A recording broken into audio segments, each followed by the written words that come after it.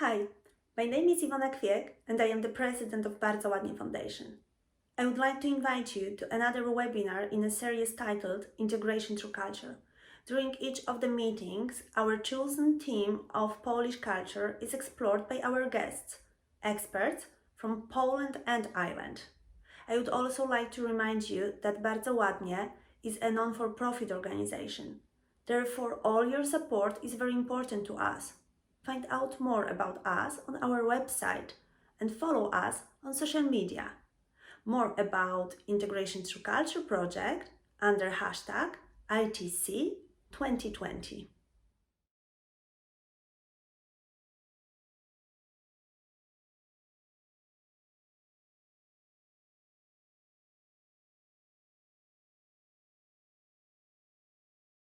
Today we'll be talking about Fryderyk Chopin,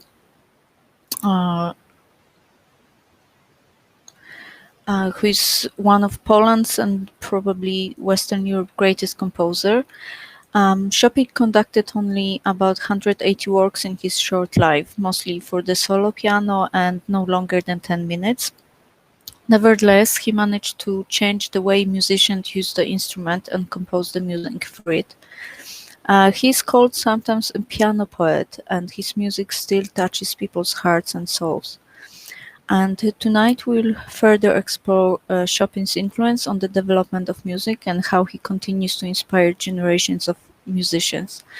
And I'm very excited that we have such a fantastic guest with us today. So first we will talk with Deborah Kelleher. She's a musicologist and professor and the director of the Royal Irish Academy of Music. Since her appointment, the numbers of students entering Academy's third-level programs has grown threefold. In 2016, Deborah was also elected vice president of the European Association of Conservatories, an umbrella group for over 300 conservatories in Europe and beyond. We've got also our second guest today, Aleksander Laskowski. He's also a musicologist and he works in the Fryderyk Chopin Instytut in Warsaw. He's also a broadcaster and a translator. He presents opera broadcasts on the Polish Radio 2 and hosts a monthly program on the Russian Radio Orpheus. He also serves as a Warsaw correspondent for the British Opera magazine. His main research interest is Polish composers of the 19th and 20th century, and today he will present work of various Polish institutions dedicated to promotion of Chopin's music. But first we'll talk to Deborah, if we can ask Deborah to join us. Hello, good evening, Deborah. Good evening, Aga. How are you? And good evening. Deborah, thank you for joining us. And Deborah agreed kindly to introduce us a little bit more to Chopin's life and as a musician. And I'm sure that will be very informative and I'm looking forward to it. So I will be silently in the background and I'm leaving it to you, Deborah. Thank you. Thank you so much, Aga, and thank you for the introduction. It's a great pleasure to speak about Fryderyk Chopin. As Aga said, I'm the director of the Royal Irish Academy of Music here in Dublin, and we would be the National Conservatory for Music, particularly classical music, the music of Chopin. Every day when I go into the Academy, I hear the music of Chopin. He is a beloved composer of pianists, a composer of such legend, despite the fact that he lived only to his 39th year, and despite the fact, as Aga said, that he didn't write that many works, and despite the fact that of the works he wrote, all featured piano, and the vast majority were for solo piano. So the question is, to me, what makes Chopin so massive, his reputation and his legacy? And in answering those questions, we're going to spend a little bit of time before we listen to some of his music and learn about the important institutions that keep Chopin's legacy alive. In a nutshell, the reason why I think Chopin has lingered and lasted so long and so powerfully is firstly, he is a person suited the era that he was living in, the Romantic era of the 19th century. He also created innovative and powerful pieces of music. He brought the genre of classical music forward through his innovations. And thirdly, he had a legacy of his teaching, his piano technique that he was able to pass on to his students, who were in turn able to pass on to their students. So let's start to look at these ideas a little bit. So I said Chopin's legacy is so powerful because he suited the era that he was living in, Romanticism of the 19th century. It's a truism to say that every era thought the era before it got mostly everything wrong and that they were going to sort out the world. In music, we tend to put things into easy categories. So if we talk about the 18th century, before Chopin's birth, this was the age of enlightenment. It was the age in which science, intellect, architecture came so far forward compared to the era before it of the 17th and early 18th century. So in the 18th century, you had the era of Mozart, of Haydn. You had musical architecture, forms like sonata forms, which were so logical and so crystal clear. It was a wonderfully exciting time. But in the 19th century, they started to say, with all of this architecture and this intellect and this cleverness, where is the sentiment? Where is the heart? They started to question things like the divine right of the aristocracy to rule. Where was merit? Where was the power of the individual to make his contribution to humanity? So these kinds of questions were coming up before Chopin's birth. Chopin was born in 1810, but right from the 18th century, you had really powerful writers like Goethe writing books like Werther or Faust. And these two books were really influential. In Werther, it was the story of an ardent young man who was eventually destroyed by this kind of classical era that couldn't let him express himself. In Faust, you have the story of a learned man who basically thinks his whole life was wasted in intellectual pursuits and that the powerful thing is sentiment and love, which ultimately destroys him. So Chopin was coming into a time where sentiment was deemed more powerful than architecture. And this was something that was quite important. Also, you had the legacy of someone like Beethoven, who died in 1827, when Chopin would have been 17 years old, who created this concept of artist as hero, of this individual who wasn't born with the right to lead and be admired, but assumed that right, as great as any king almost, to be entitled to be celebrated for his genius. So Chopin himself had a personality and a reputation that would have had this artist as hero feeling. Firstly, he was a virtuoso pianist. He had been an enormously gifted young pianist, so much so that it was celebrated that he played for Tsar Alexander, who gave him a diamond ring. So he was already a celebrity as a young musician, and that virtuosity, that ability on the piano, made him excel beyond his friends and his many of his peers. If you compare Chopin with Franz Schubert, who was not particularly gifted as a performer, Schubert did not really achieve fame in his own lifetime. So you had this, but also in the Romantic 19th century, you had the rise of nationalism and patriotism. And Chopin, with his intense connection to Poland and his writing of polonaises or mazurkas, was certainly connecting in with that nationalistic feeling throughout the 19th century. The other thing Chopin brought through his works that was typical of Romanticism is the creation of new forms, like the ballade, like the scherzo, like mazurkas, which were one movement forms that moved beyond what the 18th century had done and suited Romantic music much more. A sentimental, beautiful idea that was explored, but not developed in an artificial way, the way they maybe said the music of the 18th century had done. I often find it interesting to think, how did these composers live? How did they make their living? Because I train students every day to have careers. So nowadays, I'm training students for what we call the portfolio career, where you might perform, you might teach, you might run an arts festival, you might be a journalist, but you're rarely going to have one full-time job like an accountant or a doctor or a lawyer. So what did Chopin do? Well, until the 1830s, very early 1830s, he would have been supported by his father. But that stopped when he became settled in Paris in the early 1830s. So he left Poland in 1830, just a month before the November uprising. He ended up in a kind of a circuitous route in Paris. He wanted to go to Italy, but that didn't work out. And he made money by publishing his works, so the income from the works that he published, from concerts, though they grew less and less, and from teaching piano. So if we look at these three, he had at least 3 different publishers, one in England, one in Paris, etc.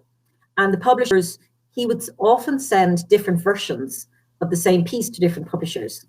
I don't know, he may have just, not had a manuscript and rewritten it, or he liked to edit and improve, probably more likely, what he was sending out. So that can be quite an interesting conundrum for pianists. Which version do you play of the piece? But publishing was a big income. He would get income from the sale of his music. Up until this time, very often, people who sold better were the people who could play their music. So Chopin would often premiere in public his own works. Beethoven did the same. Mozart did the same. Poor old Schubert, to go back to him, couldn't do that, which is why he couldn't publish as prolifically as the others. The other aspect that Chopin had was this teaching of piano.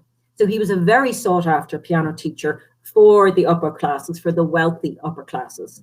So when he would tour, whether it might be in the UK, he would not only give concerts, he would also give piano lessons for pretty large amounts of money. And then his concerts. Chopin gave public concerts, but as time went on, he gave less and less public concerts because he just didn't like the big concert hall format. So he would give a concert each year in the Saal Pleyel, but he didn't like the large format. But the large format had become very common in the 19th century. This is where he might have been a little bit out of step with his era. In the 18th century, very much the salon or the chamber hall was the norm for recitals. In the 19th century, as the Industrial Revolution, apart from any other revolution, allowed working classes, middle classes to come to cities and out of the country, they needed pastimes. So you had larger and larger halls being built. But Chopin didn't like these big halls. He preferred to play in salons, which he did, which of course wouldn't have quite the same income as the hall. Chopin's last public appearance was in the Guildhall in London in November 1848. And it was actually a fundraiser for Polish refugees, but he was already quite unwell at that time. The other thing that I find interesting always to look at is who were his friends, who were his influencers? Did he know the composers that we know now to be part of this great world?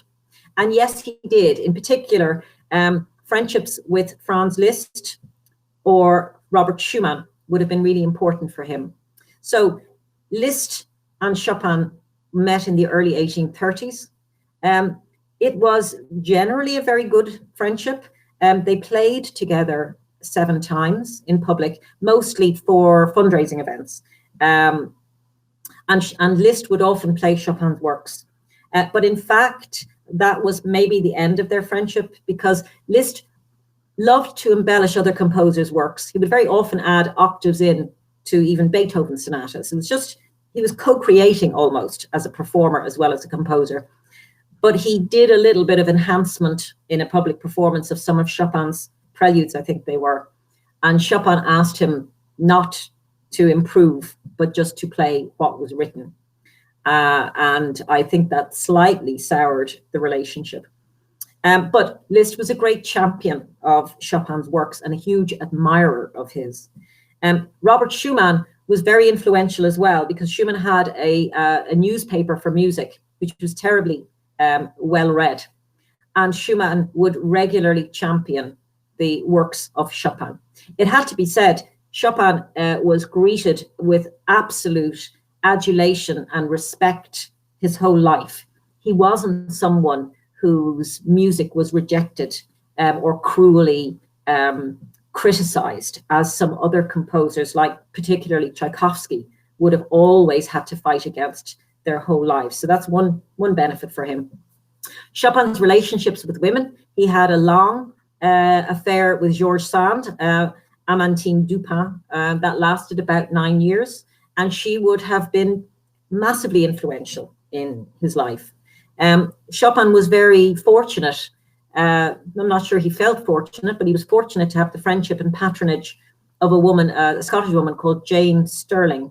And Jane Stirling would have paid for Chopin's UK tour, and also, when Chopin was dying, would have paid for his sister to visit him, and also for her return journey. So Jane was really very good to him. I say he didn't really appreciate it because the legend goes that perhaps Jane was looking for something a little bit more romantic in the relationship than Chopin was willing to give.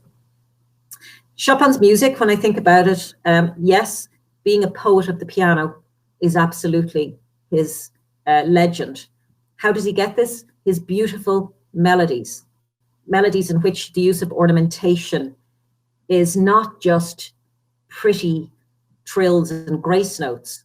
It's an embellishment and a continuation and a development of the melody that grows and grows throughout the piece. It's amazing. It's like chapters in a book that you want to turn, how the melody unfolds. But the melody is the superficial aspect of music in a way. It's the equivalent to our hair, our skin, the color of our eyes. It is the outward manifestation. What also made Chopin really special is his use of harmony. These are the chords, the relationship of keys. So for me, the melody is the color of your skin and the color of your eyes. The harmony is your capillaries, your lungs, your heart. It's the engine of music. And the harmonies that Chopin used, in particular, when he would go from a key to a rather remote key, is like a shot of adrenaline. It's something that you feel in your body. And that's something very, very powerful that Chopin was able to do in his piano music. These one movement forms, as I said, were so beautiful. An idea could be explored without the need for it to become a second movement or a third movement. Though it has to be said, he wrote a few sonatas, piano sonatas and a cello sonata. So he wasn't against those, but it just wasn't at all as prolific as his one movement pieces. You might know that some of his pieces were named: the Revolutionary Study, the Raindrop Prelude. These were never named by him. These things, and you see it in Haydn as well, they were almost always named by marketers who were trying to sell his music. But they are very evocative and interesting things for us to enjoy. I'm going to end with, how everything ends, talking about Chopin's illness and his death. He was always quite ill, and no one fully knows how or what he died of. Most people would say that the doctor said it was TB, but it could have been cirrhosis. It could have been cystic fibrosis. His heart was examined in 2014, and they think it was from that examination, it was pericarditis. He died late in 1849, and he was buried in the Church of the Madeleine in Paris, and 3,000 people attended his funeral. What was performed at his funeral was the Mozart Requiem, and he was a huge admirer of Mozart and Bach in his life. 2 of his preludes were performed at the funeral, and his funeral march from Sonata No. 2 was performed at the graveside. I mentioned his heart. It was quite a thing in the 19th century, really around this time as well, that the heart would be taken out of the body and brought somewhere. So Chopin's sister brought his heart back to Poland.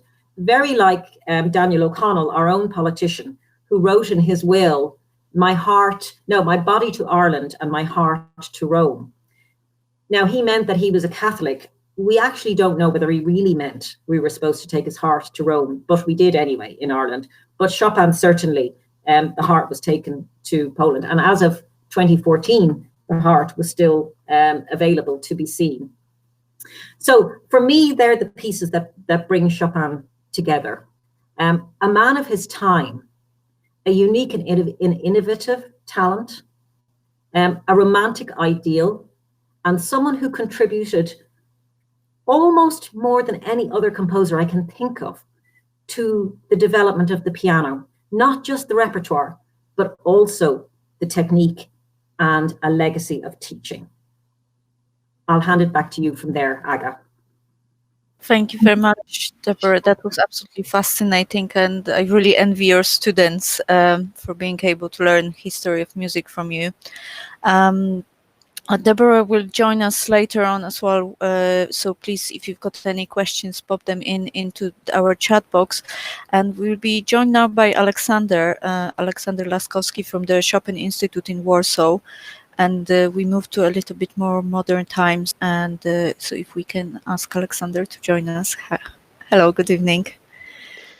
Yes, hello, good evening. And thank you for the invitation. And thank you very much, Deborah, for a fascinating talk on Chopin. To do that in 20 minutes is quite amazing, really. Well, I would like to talk about the Fryderyk Chopin Institute a little bit later, because first I would like to show you a short documentary film about the history of the Fryderyk Chopin piano competition, which I think is very much like Olympic Games for classical music. In Poland, it's a huge national event that actually has more following that, for example, is European Soccer Cup. So it is really one of the most important things that happen, not only culturally, but also socially in Poland. So let us begin with this competition, which is the greatest event we as the Fryderyk Chopin Institute based here in Warsaw organize. So if we could have the movie, please. Yeah, so we play the little movie now, and then we will have Alex.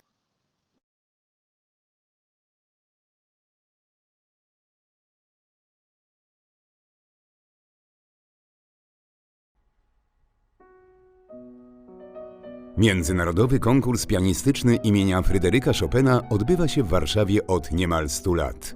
To jedna z najstarszych i najważniejszych imprez tego rodzaju na świecie. Jest to konkurs wyjątkowy, poświęcony w całości twórczości jednego kompozytora, największego polskiego kompozytora, Fryderyka Chopina. Co 5 lat pianiści z całego świata przybywają do Warszawy, by walczyć o tytuł najlepszego chopinisty swojego pokolenia. Oczywiście udział w konkursie to niesamowita próba nerwów, co jednak znacznie ważniejsze to możliwość zaprezentowania swojego talentu milionom widzów z całego świata. Wreszcie wspaniała okazja, by rozpocząć oszałamiającą karierę o globalnym rozmachu. Polska odzyskała niepodległość w 1918 roku. Wkrótce potem, w roku 1925, z inicjatywy pianisty i pedagoga Jerzego Żurawlewa narodziła się idea zorganizowania międzynarodowego konkursu chopinowskiego. Pierwsza edycja konkursu odbyła się w 1927 roku w pięknym gmachu Warszawskiej Filharmonii.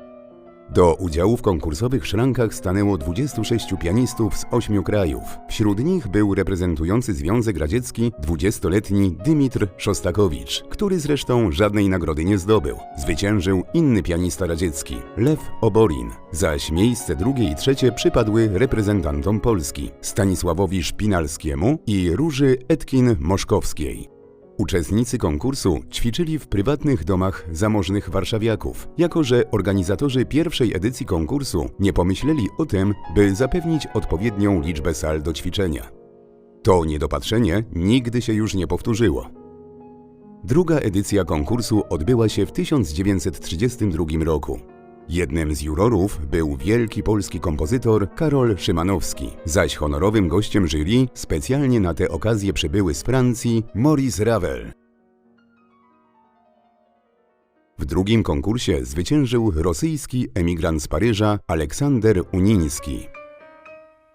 Ostatnia przedwojenna edycja konkursu chopinowskiego odbyła się w 1937 roku. Wówczas po raz pierwszy wśród uczestników pojawili się, dobrze dziś znani ze swojej miłości do Fryderyka Chopina, Japończycy, którzy wzbudzili sensację. Pierwszą nagrodę otrzymał Jakow Zak ze Związku Radzieckiego. Polski pianista Witold Małcurzyński zajął trzecie miejsce. Dla niego szczęśliwe. Konkurs okazał się bowiem początkiem jego wspaniałej, międzynarodowej kariery.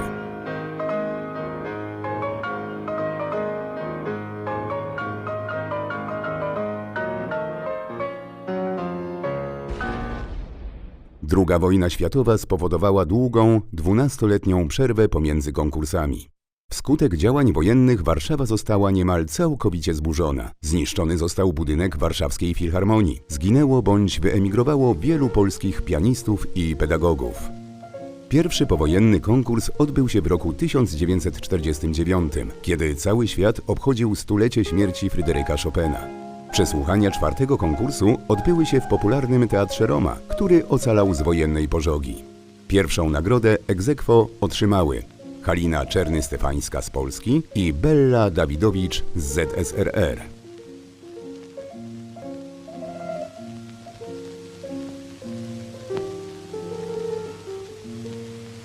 W roku 1955 zainaugurowana została nowa siedziba Filharmonii Narodowej, którą zbudowano w miejsce tej zburzonej podczas wojny. Piąta edycja konkursu, podobnie jak wszystkie kolejne, odbyła się właśnie tam. Zwyciężył polski pianista Adam Harasiewicz. Drugie miejsce zajął Władimir Aszkenazy z ZSRR. Trzecie Chińczyk Fu Song. Konkurs w 1955 roku był nie tylko wielkim wydarzeniem artystycznym, ale i towarzyskim. Przesłuchaniom przysłuchiwała się m.in. kochająca muzykę królowa Belgii Elżbieta, której towarzyszył Jarosław Iwaszkiewicz. Iwaszkiewicz wspominał potem: jakież dziwne 3 tygodnie. Tygodnie z bajki Andersena. 3 tygodnie muzyki. Muzyki cały czas cudownej albo takiej, jaka mi się wydawała cudowna. Upajanie się po prostu geniuszem Chopina, oglądanym z coraz to nowych punktów widzenia, błyszczącym coraz innym blaskiem tęczy. I ci genialni chłopcy, Harasiewicz, Fu Song, Tamas Vasary, co za urok młodości, upajanie się młodością. I na tym tle wizyta starej, samotnej, uroczej kobiety, która przez przypadek jest także królową. Szósta edycja konkursu odbyła się w roku 1960, w roku Chopina zorganizowanym pod patronatem UNESCO z okazji 150. rocznicy urodzin kompozytora. Tego roku jury było najliczniejsze w historii. W jego skład weszło aż 36 osób, w tym Nadia Boulanger i Witold Małcurzyński, a także Artur Rubinstein jako członek honorowy. Szósty konkurs okazał się szczęśliwy dla Włoch. Zwyciężył bardzo młody, zaledwie 18-letni Maurizio Pollini.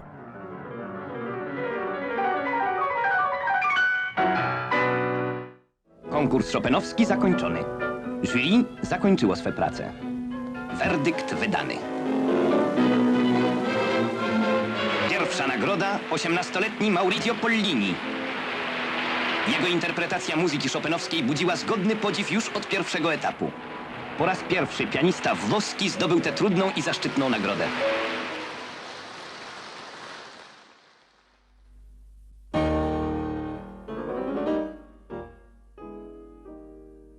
Kolejna, 7. edycja konkursu w 1965 roku miała nietypowy początek, bowiem na inaugurację wykonane zostały dzieła polskich kompozytorów współczesnych: Kazimierza Serockiego, Witolda Szalonka, Tadeusza Berda, a także Karola Szymanowskiego. Po raz trzeci w historii konkursu zatriumfowała kobieta pochodząca z Argentyny, Marta Argerich, która o mały włos nie wypadła z konkursu. Próbowała bowiem uciec z filharmonii tuż przed swoim pierwszym występem.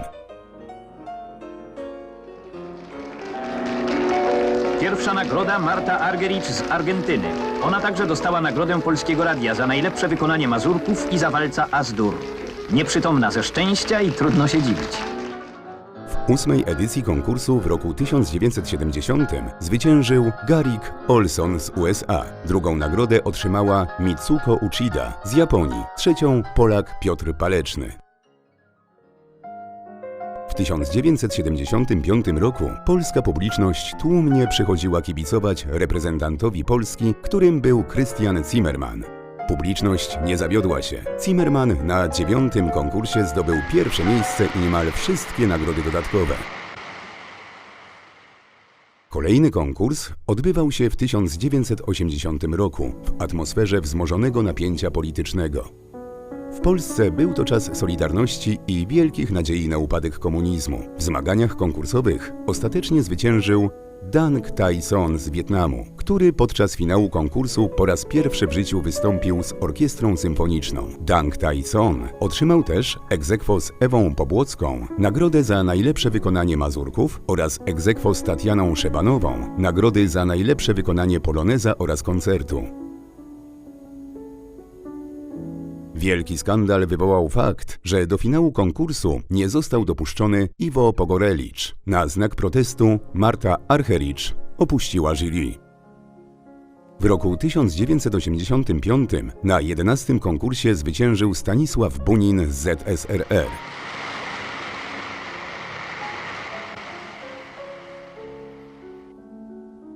W 1990 na 12. konkursie nie przyznano pierwszej nagrody.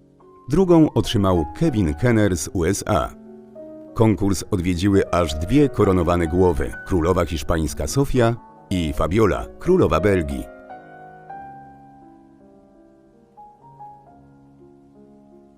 W roku 1995 ponownie, ku wielkiemu rozczarowaniu publiczności i uczestników konkursu, nie przyznano pierwszej nagrody.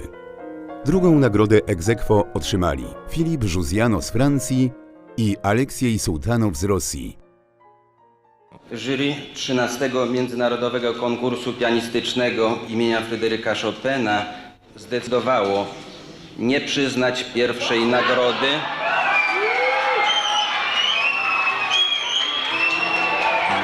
przyznać 2 drugie nagrody dla Aleksiej Sułtanow i Żuzjano.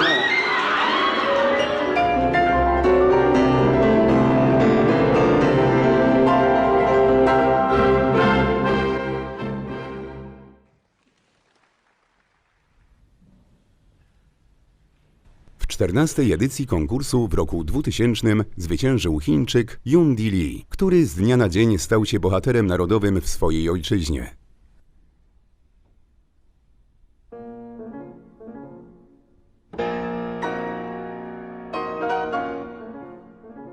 Pięć lat później bohaterem w swojej ojczyźnie został polski pianista Rafał Blechacz. On też, podobnie jak niegdyś Christian Zimmermann, otrzymał niemal wszystkie nagrody specjalne. Rafał Blechacz urodził się w Nakle nad Notecią. Studiował zaś w Akademii Muzycznej imienia Feliksa Nowowiejskiego w Bydgoszczy u profesor Katarzyny Popowej-Zydroń. Pierwszą nagrodę otrzymuje numer 5, number 5, Rafał Blechacz. First prize, Rafał Blechacz, Poland.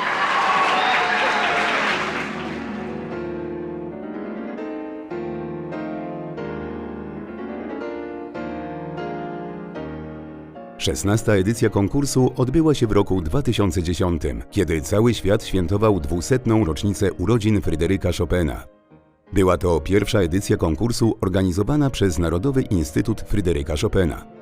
Młodzi pianiści natchnienia szukali m.in. w nowo otwartym Muzeum Fryderyka Chopina i pięknym parku otaczającym dom urodzenia Fryderyka Chopina w Żelazowej Woli. Laureaci rocznicowego konkursu to Daniel Trifonow, Ingolf Wunder, Lukas Geniuszas i zdobywczyni złotego medalu Julianna Awdiejewa.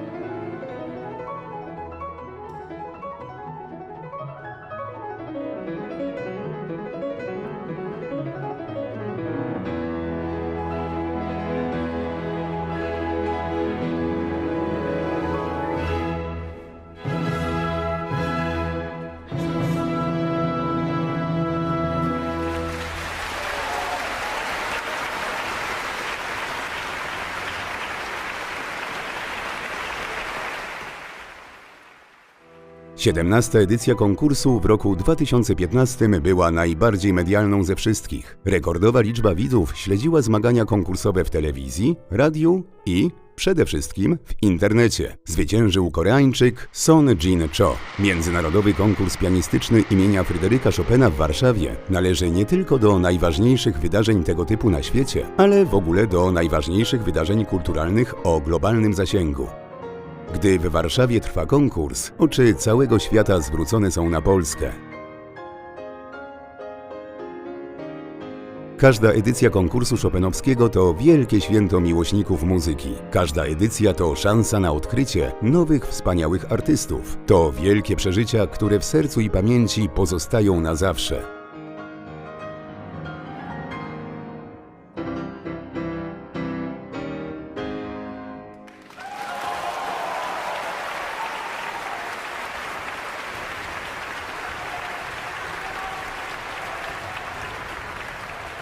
Co przyniesie nam 18. edycja konkursu? Przekonamy się niebawem, już w październiku tego roku.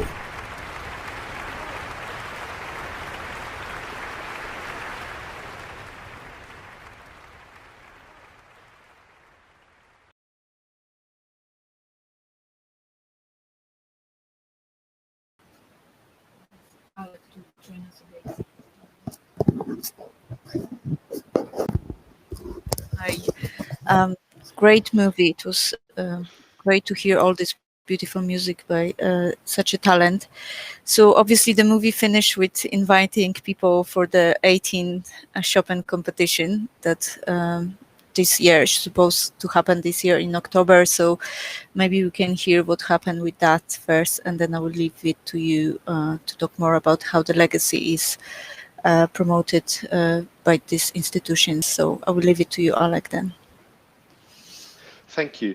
Well, I'm always very moved when I see this film, especially that I had the good fortune to be in this very hall a number of times during the auditions.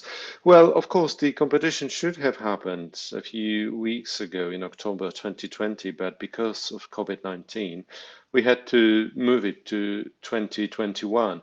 But the dates, in a sense, stay the same. So it will be from 1st till 21st October 2021 with the same candidates admitted to the competition and the same jury and the same venue, that is in Warsaw Philharmonic. Well, as you could see, quite a few important pianists of the 20th century are closely related to the competition, either as former participants, jury members, or most importantly, winners like Christian Zimmermann or Maurizio Pollini or Marta Argerich or Gary Colson. Not always winners of the first prize like Daniel Trifonov, who came third in 2010 and then went on to win two other competitions and become really a celebrity in the world of classical music. But the Chopin competition is just one part of our operation. So the Chopin Institute, I believe, is quite a unique institution, even on a global scale, because it is truly dedicated to the work and history and heritage of just one person, and that is a classical composer, classical music composer and pianist, Fryderyk Chopin. What do we do? Well, we are based in Warsaw, where we have our offices. We were created in 2001, so next year we'll celebrate 20 years of the Fryderyk Chopin Institute. We have a museum, the Fryderyk Chopin Museum, which is in the very center of Warsaw, and it's a wonderful biographical, quite modern museum where you can explore, you can touch, you can even smell, you can hear Chopin's music, and you can choose your own path. So you can truly discover the way in which you want to get immersed in the world of classical music, whether you're an absolute beginner or a professional musicologist.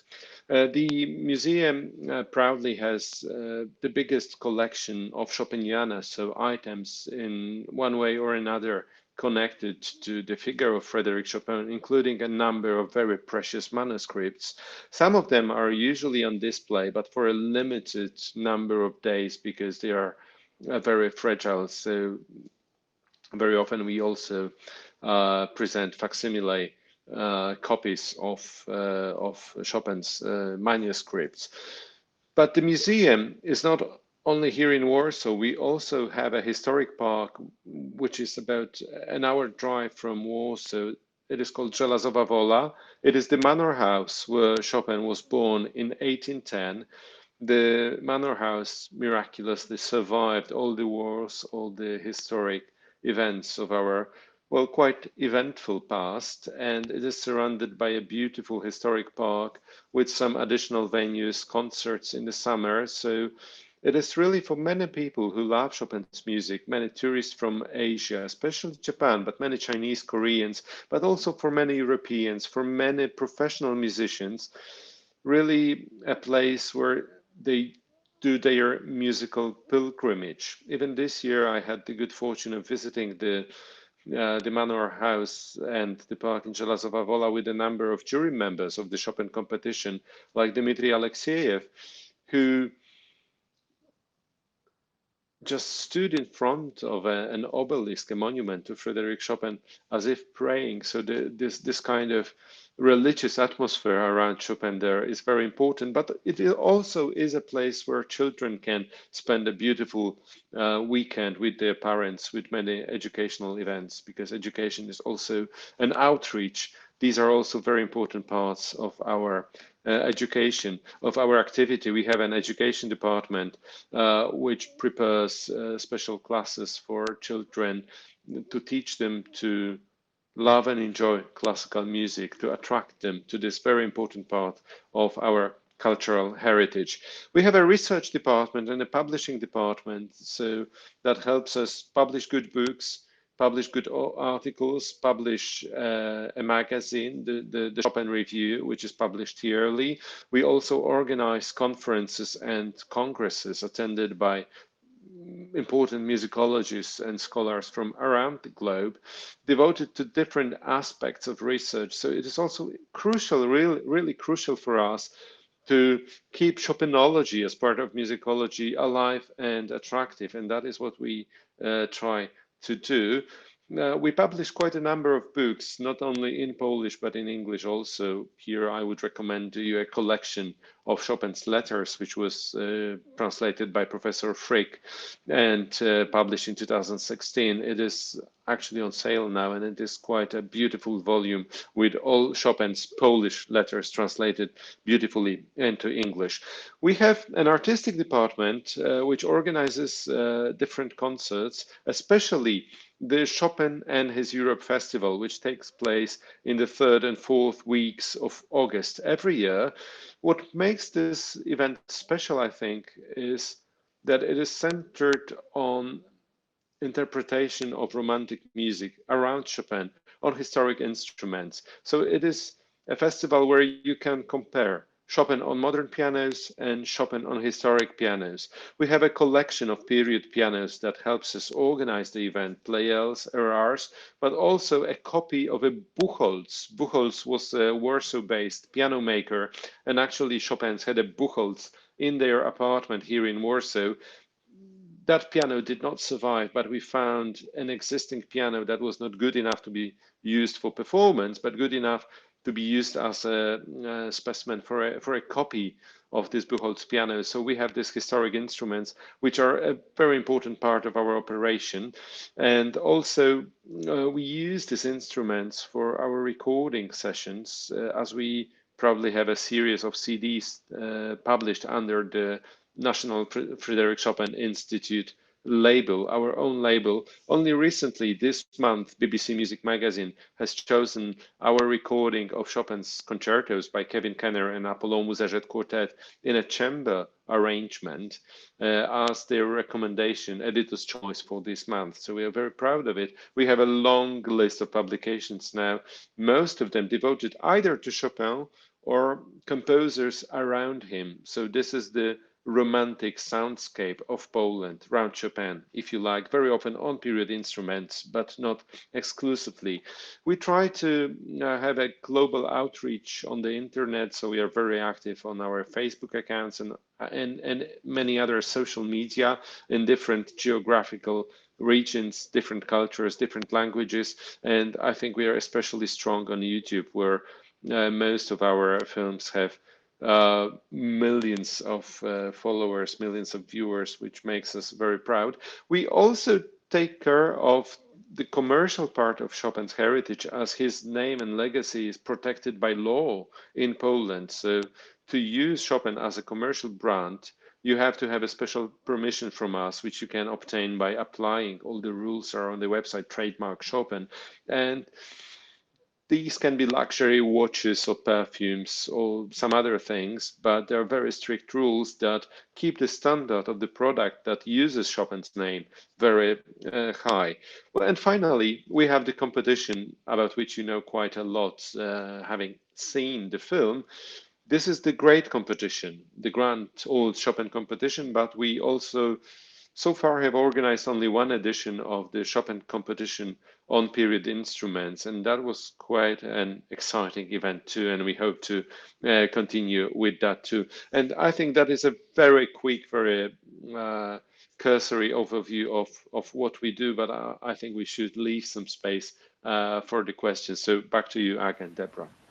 Perfect. Thank you, Aleksander. It looks like you're doing tremendous work in the Institute to preserve Chopin's legacy. Thank you for joining us, Deborah. Deborah, Aleksander said that the competition is like Olympics for the musicians. And that was one of the questions that one of the parts we wanted to talk about with you as a professor, obviously in the Irish Academy, about this, how important the competitions are really for musicians. And what's the view from the other side really on them? Yeah, I mean, I have to say, I will say I am a fan of competitions, international competitions. And the reason is I've seen how these competitions benefit young pianists. Let's just talk about piano competitions because they're really probably the most popular of them all. It's not just winning the competition, it's the concerts that go with that. And it's not even just the cash prize, it's the concerts. And it's for the couple of years after you finish, usually you have a set of concerts that have been set up for you. And this is just such a benefit to young artists as they're starting their careers. I was really struck by the caliber of performers that had won or been prize winners in the Chopin competition, because it was a launch for them. And I think that's really important. So our students, our piano students, would regularly look to enter competitions, and we've had some great successes. In the Chopin competition, Su Jong-an got through to the second round twice. So, but it's such the caliber of the competition that's a fantastic result for that young pianist. Now, she went on to win the Beethoven competition in Bonn and the Maria Canals competition in Barcelona. So you can also see there how it's ranked. I mean, the Chopin competition is really hard to win.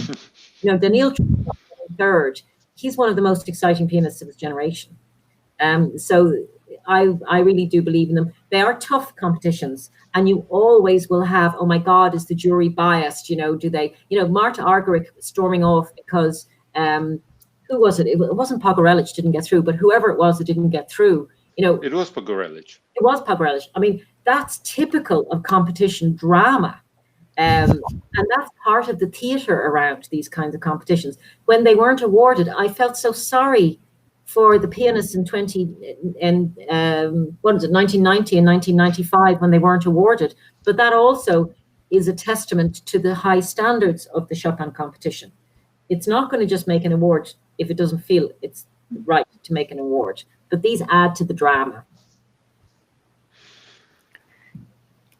Yeah, for sure. I think that it's not many competitions when you're not sure is there even possibility of winning. And Aleksander, I also wanted to ask you about the different competition that you just mentioned, but I think it's worth to say a little bit more about this, about the competition with the historical instruments. You say that it was just one edition so far. So would you tell us a little bit more about this, how often that will be happening, and is that something that you're looking more to develop in the future? Yes, so as you know, the Chopin competition takes part every 5 years. And just to answer Deborah very quickly, it is perhaps the most difficult piano competition because it's just dedicated to one composer and you have to stay focused on Chopin's music exclusively for 3 weeks, which is hard for the jury as well, because you have to listen all day to the same sonata, for example, in the third stage. But it is absolutely a fantastic event. And well, the historic, the period competition, we had for the first time in 2018, and we assumed it would be every 5 years. But since COVID made us postpone the Chopin competition, I cannot say for sure in which year we'll have the period. The Chopin competition on period instruments. It was quite an experiment, I have to say, because, well, you have romantic music, which sounds completely differently, and it requires a different approach for the performers on period instruments. But it was an experiment for a number of reasons. First, most pianists who decide to be forte pianists, if you like, so to specialize in the period performance practice, don't really focus on the romantic music and the romantic idiom. They are more classical and Baroque centered pianists, mostly classical repertoire, but also Bach on period instruments. And most pianists who specialize in Chopin's music don't really study the period piano properly, so the number of possible brilliant candidates seemed quite limited. Although I have to proudly say we had many wonderful participants and a Polish winner, Tomasz Ritter, who actually studied in Moscow. That was one of the reasons. The other reason is that modern pianos, with their construction, here I would not go into details, are just much stronger and much louder. And for example, they don't get out of tune so easily. So piano technicians have less work between auditions between candidates. So we had to really prepare a great number of good historic instruments to be available for the competitors, not only on stage, but also in the practice rooms, which was quite a challenge. And we had to negotiate with a number of important collections of instruments, because our own instruments, we have quite a few, but they wouldn't do. So we had to borrow quite a few instruments from important collectors from around Europe. And that was yet another challenge, to have enough technicians who can handle these very precious and very fragile instruments. Another issue. And then to have the repertoire for the competition, because we decided it would not be like the original competition, Chopin only. We had some Bach, for example, to see different qualities of these performers, and they could choose what instruments to play. And even the very choice of instruments was very telling, because if someone was choosing a late version of Erard piano from the very late period of Chopin's career and life for his very early pieces, that would indicate that the person was probably not very, that actually did not happen, but that would indicate that someone is not very knowledgeable about the period instruments. So that was quite exciting. And we were also extremely excited to have the orchestra of the 18th century accompany the finalists in the Chopin concertos, because the great tradition of the Chopin competition is to have the concertos in the finals. And it was the same with the period instruments. And it was quite a pleasure to listen to Chopin's concerti performed by an ensemble that specializes in period performance practice. And also, not surprisingly, all the finalists chose an Erard piano, that is the louder piano that Chopin knew, as the proper instrument for a grand concert hall, so a contemporary concert hall in the Warsaw Philharmonic. I guess I have to stop here, because I won't leave any place for any other questions or comments. No, that's very interesting, and hopefully you will manage to move over and with the second edition. Deborah, I wanted to also ask you, when you were saying, when you were introducing Chopin to us, you say the sentence that he didn't like when the Liszt added extra bits to his music, that not to improve, but just play what's written. And I just wanted to ask you maybe almost about the opinion. Do you think that because of the technicalities of Chopin music and how difficult it is it intimidating for students to really go to it? Or is it like as a positive challenge. What's the students' outtakes on the Chopin's music, really? I think firstly, there are different levels of difficulty with Chopin. So it is possible if you are a relatively decent 12-year-old to play some of Chopin's music very nicely. And then it goes up to really technically challenging things like the barcarolle or the ballades or the piano concertos or the sonata that really require gifted, not professionals, but just gifted. I mean, we've got some excellent teenagers that can play this music really well. Do they find it intimidating? No, they weren't. They're dying to play it. They want to. They're curious. They're wanting to open the book. There's nothing in that music that makes them feel, oh no. So I don't know if that's just more of the magic of Chopin, but I've never known a student to say, oh, I'm going to wait. They might feel that way more about Beethoven or something than about Chopin. Maybe that's what makes Chopin still so popular to these days. I would just ask, is there any questions from our audience? And if not, I will wrap up slowly. Someone is writing. I just wanted to say for everyone that we actually have a little surprise at the end as well, because I asked Deborah what's her favorite. Oh, there is a question. Okay, I will try to quickly. So that's from David. To what extent did Fryderyk Chopin identify more with France than Poland? And to what extent the French composer look upon Chopin with disdain? Notably Berlioz, how much of that was chalked up as him as Paul being more of a romanticist than French playing at the keyboard and writing for the keyboard? I'm not sure who would like to answer to that. Or both of you. Would you like to answer, Alec? Well, I'm really not objective here, so perhaps I'll let you first and then continue. In my view, from what I've read, I think Chopin really identified himself as a Pole more than as a French person, even though he got a French citizenship. I think his natural position was to consider himself as Polish. That is the impression that I would have. I think, did they look in a disdain? Well, I mean, Chopin did a fundraiser for Berlioz when his partner Harriet Smithson went bankrupt. So he can't have been that disdainful of him. But I think, so I don't know that the French composers looked upon Chopin with disdain. But I would have said that Chopin's playing, his reputation was quite special, and it's really interesting what Alex was saying about the historical instrument competition, because Chopin's performance was always perceived as more delicate than the piano bashers of his generation, if you put it as harshly as that. So my reading would not get the impression that Chopin was someone who was criticized the way that other people were, but no one is ever free of criticism. I mean, people said that Beethoven was a madman when they listened to his late quartets. But I would say Chopin had more fans than detractors from the influencers of his life. That's my impression. Well, I completely agree. I don't think that there was disdain is a very strong word, even for Berlioz in this context. And I would readily find quotes actually in praise of Chopin's music in Berlioz's memoirs and letters.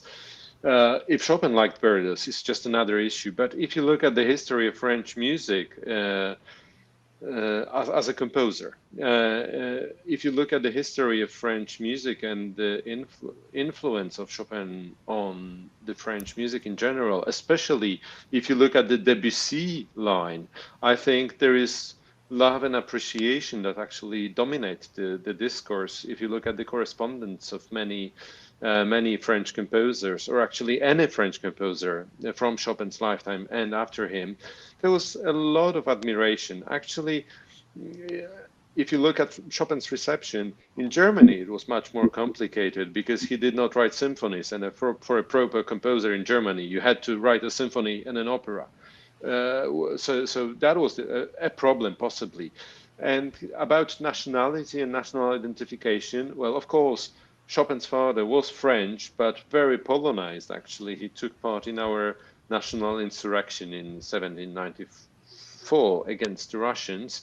They spoke Polish at home. Chopin spoke French with a Polish accent, although he was absolutely fluent in the language. And we've had this discussion forever. It's a very old question, actually. We are not denying the French part in Chopin, not at all. But if you look at his music, take the mazurkas and the polonaises. They are universal and proudly Polish at the same time. And for me, that is really the answer, because apart from that, we just get into politics that are very far from the romantic discourse, and we begin a discussion that is quite a historical in a sense. Yeah, as you say, we might not be very objective in that discussion. So there is one more questions about: is there any more plans for Irish, Polish-Irish initiatives? I hope so. There was quite a warm reception, and we would definitely want to hear more from Deborah and Aleksander, because it was fascinating. So. As I say, we've got a little surprise. I asked Deborah what's her favorite piece of Chopin's music is, and Deborah chose ballad number 1. And we have a little video played by Christian Zimmerman. And I'll just say about the video, and then I will ask Deborah why she chose this piece of music in particular. So the video will be Christian Zimmerman playing in 1987 in a recital in Vienna, and it's important to mention that he was also the first prize winner, which we heard before, in 1975. So if you just could indulge us, Deborah, why this piece of music? Robert Schumann heard ballad number 1, and he said to Chopin, "I think this is the best work you ever wrote." And Chopin said, "I think you're right." So that's the first. The second thing goes back to my description of melody and harmony, and that harmony is like a shot of adrenaline when keys change. And you don't even have to know about music. You just have to know when your heartbeat rises because it's got so exciting. That's usually because there are lots of new sharps on the manuscript. So in this work, there's a moment where Chopin changes key to such an audacity in the second subject idea that your heart lifts. And I remember as a young child hearing this piece, and I was not very good at music and I was not very knowledgeable, and I was listening to a record and looking out the window, and it was Zimmerman, and my heart rose. So for me, this piece is quintessentially Chopin. Great. That will be a beautiful ending to our webinar. So thank you very much, Aleksander and Deborah, for joining us tonight and talking about Chopin. And I will leave everyone with this beautiful piece of music. Thank you. Good night.